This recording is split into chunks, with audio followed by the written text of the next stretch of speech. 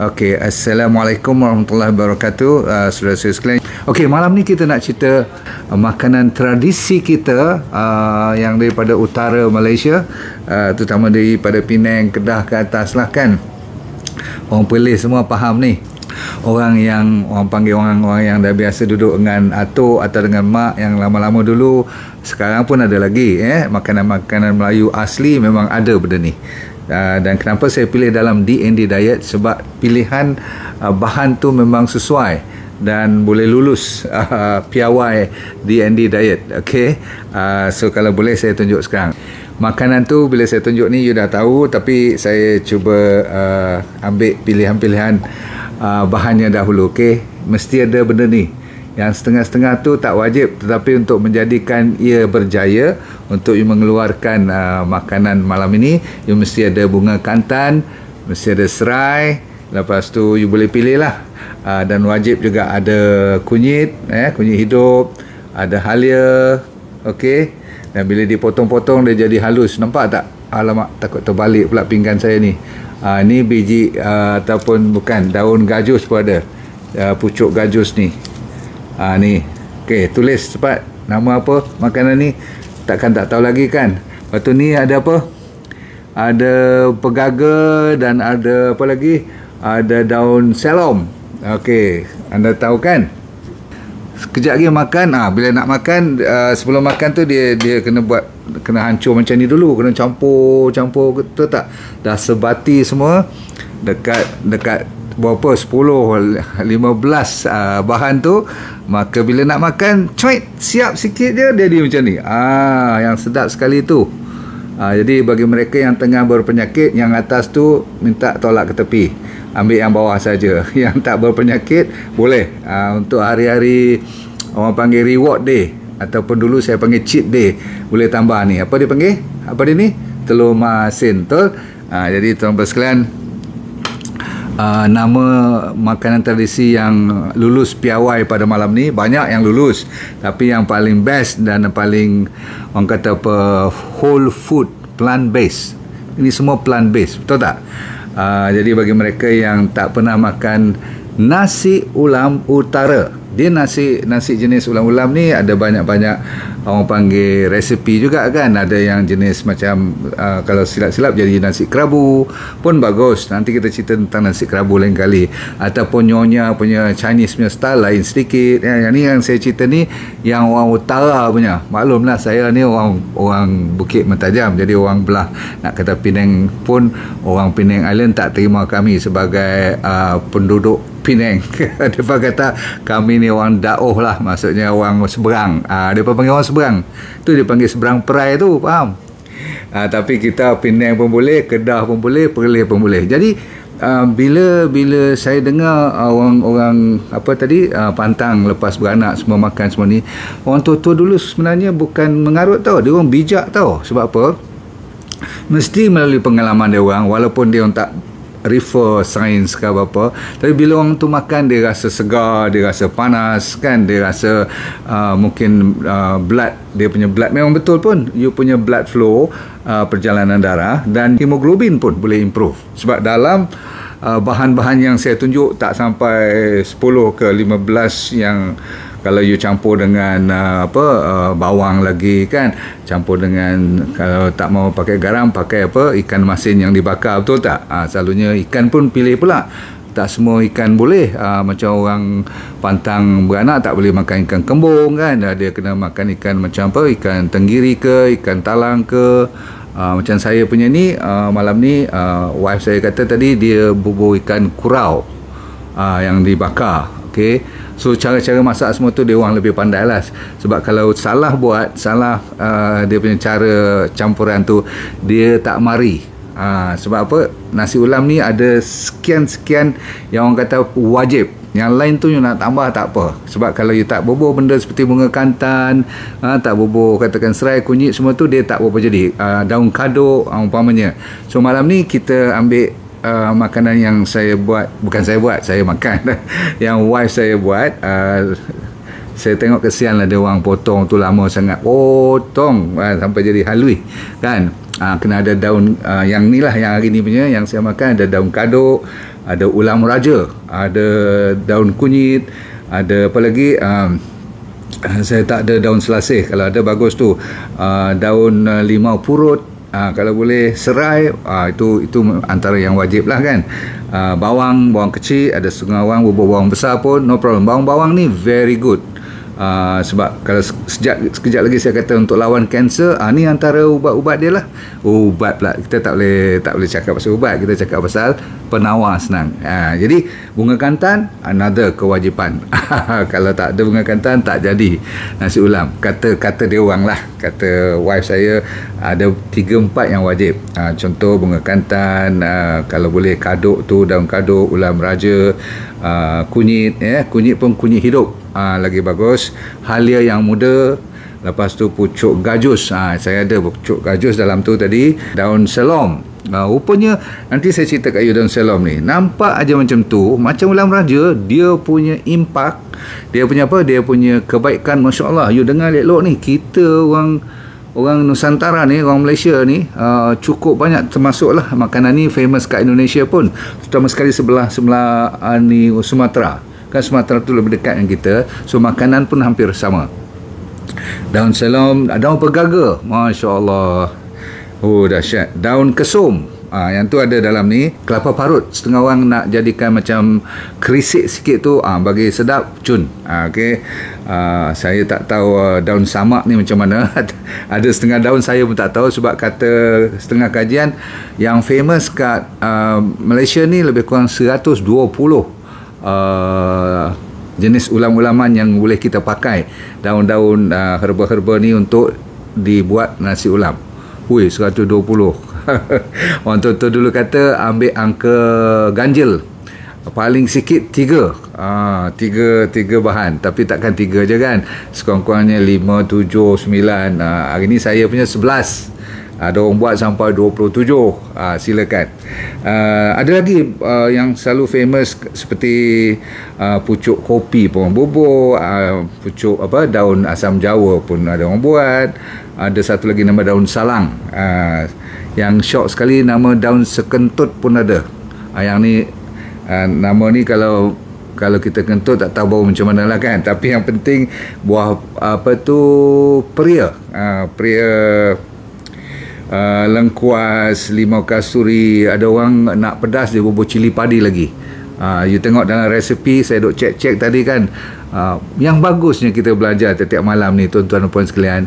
Saya yang tak tahu apa benda pasal nasi ulam nak buat pun, hari ni kalau suruh buat mungkin tak sedap, tapi boleh buat. Cuma malas lah nak potong sampai 2-3 jam tu kan.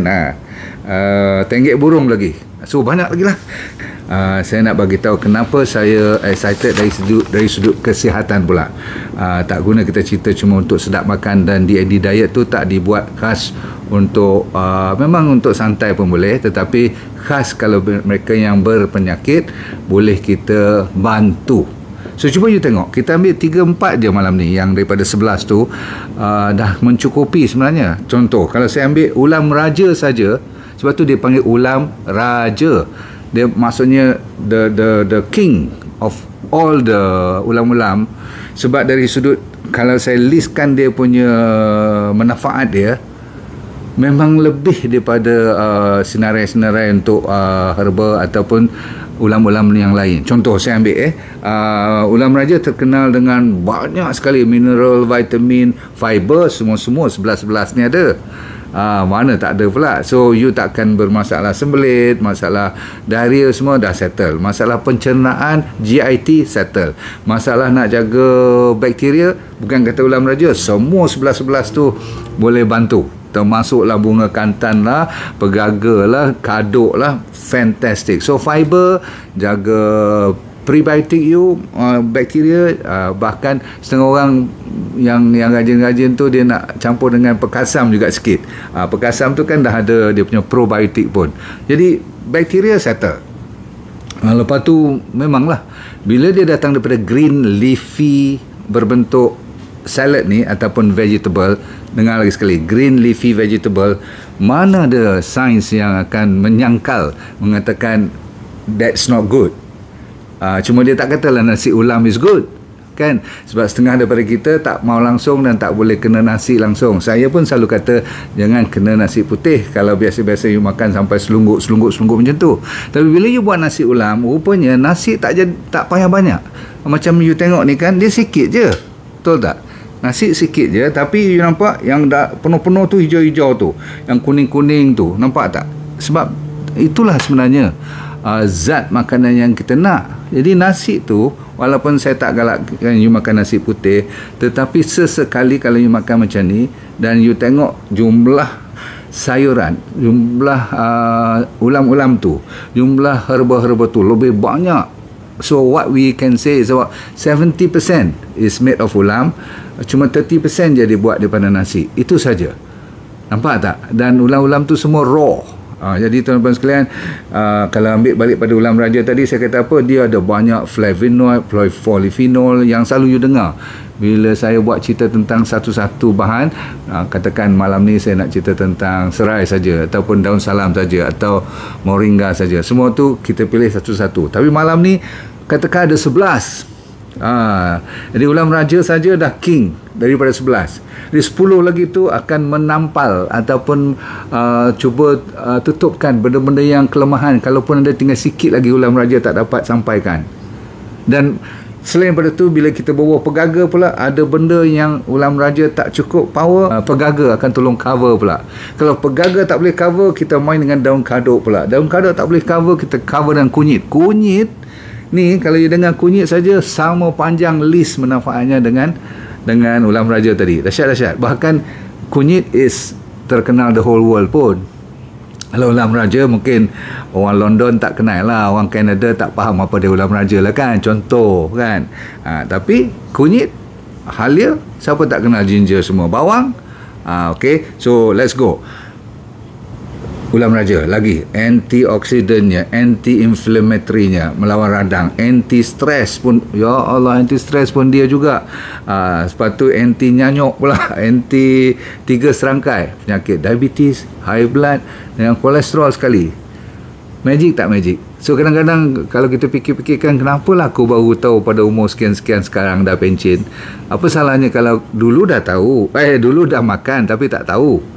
Jadi bila makan, bila kita tak tahu dia punya kesan baiknya, dia punya impact yang the best of the best. So after a while, bila kita didedahkan kepada fast food, bila dah datang Kuala Lumpur, ingat tak zaman siapa-siapa duduk kampus, saya selalu kata makanan yang dah kering, dah orang tak mau, dah berlunggut-lunggut, digoreng dalam belanga besar-besar tu, beraturlah kamu makan setiap hari. Besar juga, lulus juga, tapi lulusnya penyakit dah hinggap dari setahun ke setahun. Lepas tu kerja, dapat anak, lagi tak jaga. Dan zaman sekarang semua order makanan siap. So siapa yang nak buat nasi ulam lagi ni? Siapa yang nak pergi potong lagi? Lepas tu diiringi pula dengan asam pedas yang keladi tu, batang keladi. Asam pedas batang keladi, ataupun setengah orang bubus dengan ikan pun tak apa. Kalau di hari-hari yang dalam D&D diet, hari cuti tu boleh. Setengah orang nak letak apa lagi dia bubur sotong, dia bubur udang, sebagainya, seafood lah. Tapi yang untuk orang pantang tu, yang terbaik ialah batang keladi tu. Fantastic. Everything is vegan sebenarnya. Everything is vegan. So alhamdulillah. Cuma telur masin tu lah sikit. Itu pun disebabkan you nak garam yang dah diproses. Okay, baik. Immunity tu dia tolong bantu. Maksudnya antivirus, antibakteria, antifungus lagi. Lepas tu masalah hormon, masalah tulang yang tak kuat, dia ada dalam tu. Sebab kalau saya baca kat you, saya pun ingat you akan bosan dengar selalu sangat. Ada inilah iron, magnesium, potassium, phosphorus, selenium. You sebut aja. Dan saya tak risau sebut-sebut nama ni kalau saya salah pun. Sebab kalau tak ada dalam ulam raja, dia akan di cover dengan, saya kata apa tadi, katakan gajus, pucuk gajus, atau pucuk limau purut tu. Sebab tu nasi ulam ni saya amat syok lah. Kalau boleh saya nak suruh buat setiap minggu sekali lah. Cuma saya rasa kesian juga mereka nak kena potong. Yang masalah tu nak potong persiapan tu je kan. Kadang-kadang kita makan dia saja tanpa tambahan lain, nasi dengan ulam tu saja dah cukup. Tak payah nak gulai-gulai ke apa-apa lagi. Best. Cuma kadang-kadang mengkelan lah. Sebab tu dia orang buat sup ataupun asam pedas tu. Tahu kan? Okey. Lagi dia bagus untuk detox lagi, untuk jaga liver kita, jaga buah pinggang kita. Untuk lawan kanser pun. Jadi siapa tak mau dengar cerita-cerita macam ni rugi. Immunity tadi ada kaitan dengan autoimmune pun, penyakit-penyakit kronik. Sebab kalau you pernah dengar seperti chlorogenic acid, catechin, quercetin, nama-nama yang you dengar saintis selalu sebut. Pakar-pakar yang terkenal selalu you tengok dalam radio ke dalam TV, dia sebut perkataan seperti flavonoid lah kan, apa tu, tannin, saponin, semua. Yang pendekkan cerita, dahsyat sangat dia punya konten tu, kandungan tu. Jadi kalau kita ambil kunyit saja, saya kata tadi, listkan sedikit dulu kolesterolnya, blood pressure-nya, kanser, buah C, semua dia boleh tolong bantu. Orang kata apa, dari segi menjadi penawar lah.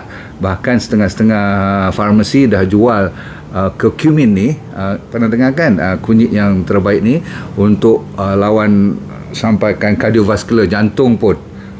Tadi katakanlah ulam raja tak sempat cover bahagian jantung, kunyit tolong cover. Dia ni macam teamwork. Jadi nasi ulam merupakan satu tim makanan yang membantu siapa yang makannya boleh tolong cover A, B, C, kalau tak boleh D, E, orang lain tolong semua-semua sampai A, B, C, D, E sampai Z pun. Wah, seronok. Okey, untuk memberi tenaga, saya lupa nak cerita. Kunyit naikkan tenaga balik. Oh, ramai orang kata, "Dok, apa jadi pada masalah beauty pula, awet muda semua?" Pun dia cover. Sebab kunyit memang orang tak tahu, orang kampung tak peduli dulu. Dia orang ingat kalau sapu jadi kuning. Tak. Ramai pengeluar, founder-founder yang buat kosmetik ni, dia orang tahu ada bahan seperti kunyit ni yang bantu untuk kulit pun, anti-aging dan sebagainya, untuk acne, jerawat, jeragat, untuk nak hilangkan kedut, pakai ni untuk parut-parut semua tu. Dan ramai orang yang in pain, dalam kesakitan, yang keperitan tu boleh dibantu dengan apa yang ada dalam nasi ulam ni. Jadi nasi ulam tu macam hero lah bagi saya. Kalau you ambil pegaga pula, dia pula ada satu nama tritepin ni. Tritepin ni untuk luka-luka pula. Tadi kalau sana tak langsung pertikaikan tentang luka, wound healing ni, kesembuhan luka-luka, termasuk peptic ulcer. Tahu tak yang orang kata sampai berdarah, gastrik tu. Masalah otak, masalah saraf, saya memanglah suka. Tadi ada satu yang untuk gout. Mana dia untuk gout? Untuk gout, tadilah ulam tadi tu untuk kunyit dan ulam raja, bagus untuk gout pun. You tahulah kenapa saya suka kan. Bila saya dengar gout, saya dengar kanser, buka mata terus. Ada dalam nasi ulam je. Kita duk tengok, alah nasi ulam pandang sebelah je kan, macam makanan kampung. Tapi rupanya kalau saya hebohkan semua 11 kandungan tadi dan manfaat dia, saya rasa you mesti kata cukup dok, cukup, dah lebih pada cukup, betul tak? Jadi tuan-tuan sekalian, memang cukup, tapi tak gunalah ataupun tak sesuai lah kalau saya cuma cakap benda yang baik saja. Ada benda-benda yang you kena berhati-hati, tetapi cuma beberapa orang sahaja yang akan, ataupun segelintir saja yang akan ada. Contoh, apa-apa pun dalam dunia akan ada orang yang allergic, sebab dia masuk sampai 11 sampai 20 dia punya bahan. Setengah orang tu tak tahan dengan katakan ikan masin, setengah orang tu tak tahan dengan katakan bunga kantan lah, ataupun dia allergic kepada katakan setengah daripada pucuk gajus tadi tu. Dia daripada awal pun kalau dia cuma ambil pucuk tu, dia memang gatal, ataupun dia rasa pening kepala, ataupun dia rasa nak cirit setengah orang kan. Walaupun saya kata bagus untuk menjaga pencernaan, tapi setengah orang react, setengah orang kembung. Daun-daun ni kadang-kadang sembelit pun ada sebab terlalu tinggi fiber. Setengah orang tak boleh terlalu tinggi fiber. Jadi yang itu anda kena tengok sendiri. Masalah alergi, kalau ada gatal-gatal apa, you tak usah makan lah. Ataupun you cuba cari dalam 11 tu yang mana satu yang you allergic. Kalau you dah tahu, katakan you tak boleh ambil daun limau purut, katakan takut nanti you pening ke apa. Okey, kalau you nak suruh isteri you buat, buang ataupun jangan masukkan resepi yang ada daun limau purut contoh. Faham? Okey. So yang lain pada tu, mulai sekarang plan seminggu sekali ke ataupun sebulan 2 kali ke mesti ada nasi ulam. Boleh? Okey, terima kasih. Saya ucapkan kepada semua yang sabar bila nak potong tu bagus. Saya ucapkan tahniah kepada anda sekalian kerana sabar sambil senyum. Doakan kepada anda sekalian supaya hidup anda bahagia, akhirat anda syurga. Semoga kita lepaskan yang mana berat-berat tu, let go and feel good all the time. Okay, Assalamualaikum warahmatullahi wabarakatuh. Bye.